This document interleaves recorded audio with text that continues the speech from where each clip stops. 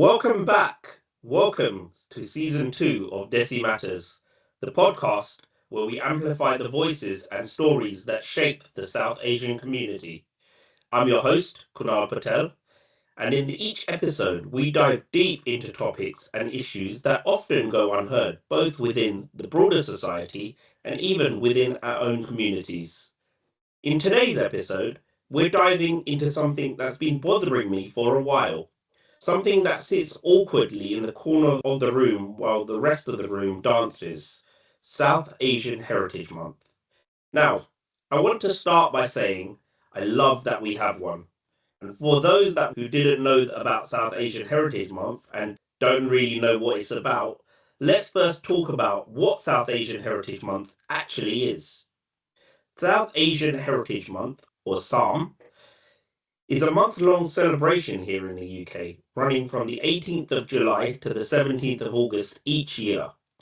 It was co-founded in 2018 by Jasveer Singh OBE and Dr. Benita Kane, two community leaders who wanted to create a space where histories, cultures, and contributions of South Asians can be recognised and celebrated, not just within our community, but across British society. The dates also aren't random. They tie into key moments in South Asian history.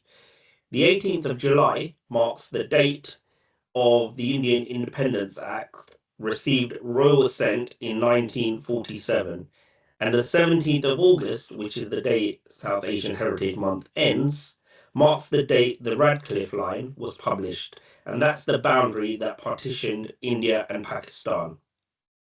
That time frame captures the joy and pain of our shared histories and independence from colonial rule, but also the trauma of partition and displacement.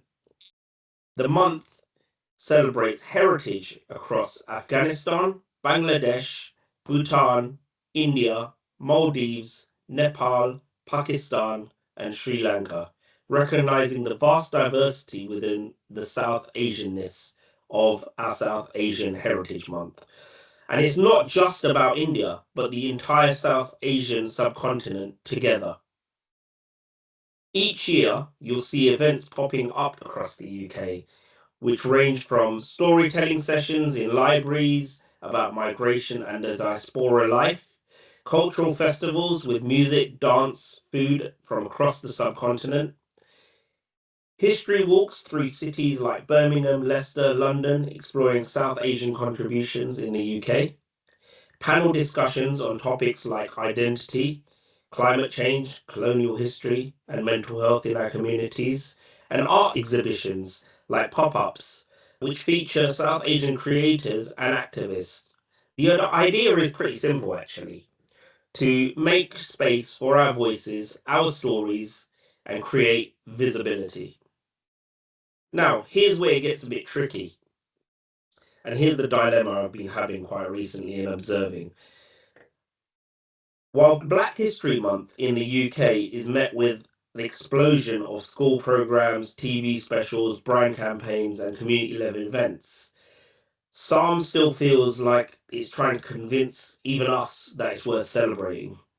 And that's where today's conversation begins.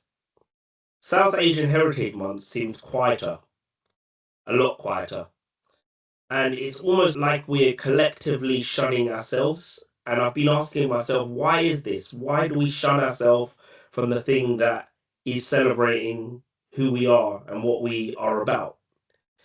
Let's call it what it is. We as a community have often had complicated issues and relationships with our brownness, as we can call it. When it comes to taking pride in our heritage, our art, our food, our music, we do shine. But when it comes to taking up a public space, celebrating loudly and unapologetically together, there's always been slight hesitation. But why is this? Part of it, I think, is generational. Many of our parents came here with a survival mindset. Keep your head down, work hard, don't bother anyone, don't attract attention, let's blend in. If we get attention, their times were a lot different in the 60s, 70s, even 80s. where there was a lot of racial tension going on in the UK. So you didn't want to attract attention to yourself because you could be then made a target. But today in the 21st century, I don't think that's the case. We are a multicultural Britain. We've had many MPs, people of power, even the Prime Minister. We had Rishi Sunak a few years ago. First, what person of ethnic minority becoming the head of state in this country? So I want to ask, why has it been an uncomfortable truth? Blending in eventually turns into erasure. Because if we don't claim our space today, someone else will define it for us. So I want you to ask yourself, do you really want that to happen? I want to make a comparison to Black History Month because where the movement happened, we're often far too behind it. We see brands and marketers post around Diwali, and we've seen it in like supermarkets where they've had special food or items that are promoted around Diwali and Eid, for example, right? And that shows our community rallying towards something. But we have a month, a whole month. These aren't isolated events that last 2 or 3 days or a week. It's something that we needed to dedicate our entire shared history and culture and bring education to the United Kingdom and show our culture. And that's what truly being integrated means to me. And I wonder sometimes, are we afraid? Are we afraid of looking too brown? Afraid of making non-South Asians uncomfortable? Or are we just too busy chasing our own minority gold star?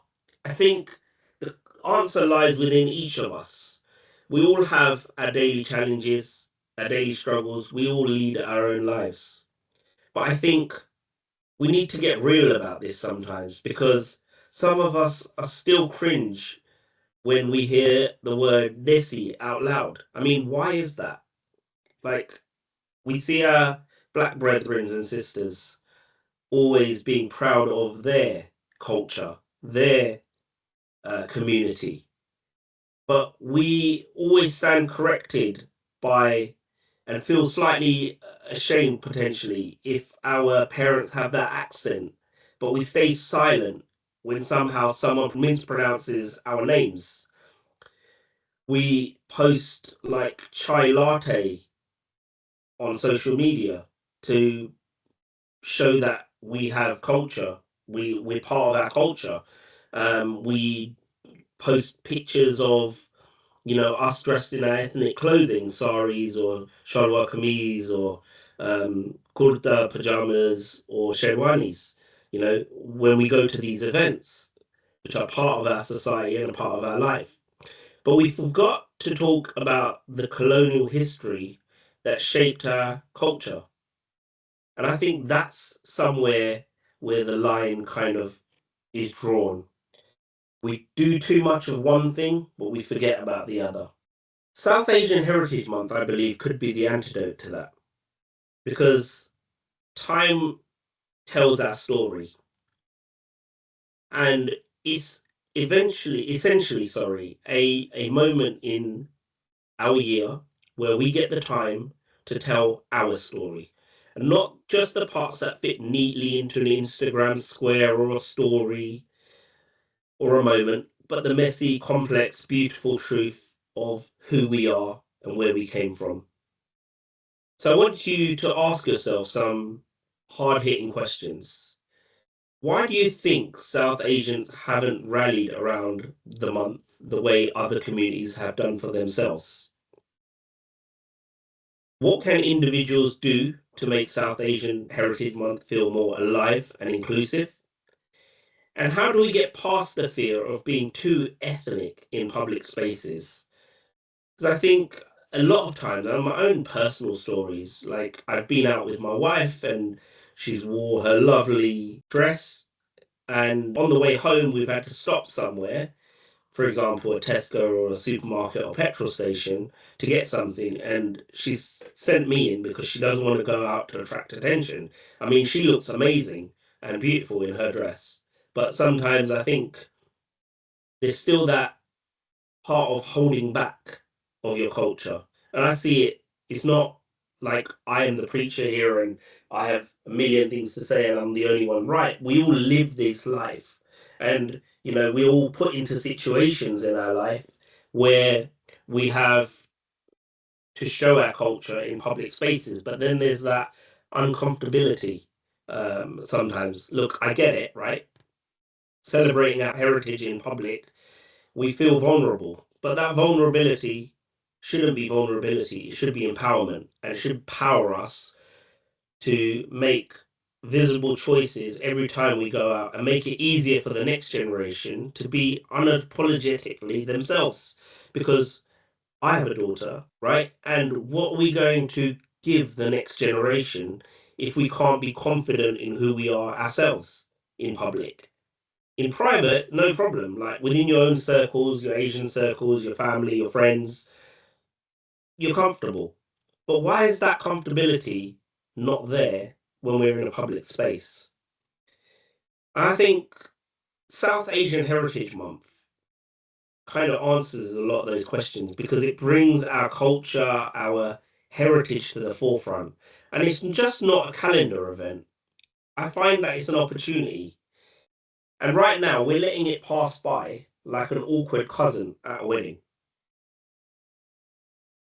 Here's my challenge to you all, right? The next South Asian Heritage Month, which will be next year, the dates are the 18th of July to the 17th of August. We still have a week or so at the time of recording of this South Asian Heritage Month left. So go out there, think about the questions that I've asked you today, and make it an opportunity for you to do something about you, about your culture. This year's theme for South Asian Heritage Month is Roots to Roots, which speaks powerfully about the dual nature of identity. It invites us to honor our histories, our cultural origins, which is our roots, whilst acknowledging the ever evolving personal and collective journeys we take, which is our roots, so journeys. I want you to challenge yourselves this South Asian Heritage Month and think about what you'll do next year. I want us to organize, to show up, wear the kurta, wear the salwar kameez, wear the sherwani, teach the dance, share the stories, and make some noise. Because if we don't celebrate our brownness, who will? Thank you for listening today. This has been Desi Matters. I'm Kunal Patel. And remember, your heritage isn't just history, it's happening right now. Stay tuned for more episodes where we continue to explore the topics that matter to the Desi community. If you've enjoyed today's episode, please like and subscribe, leave a review, and share it with your friends.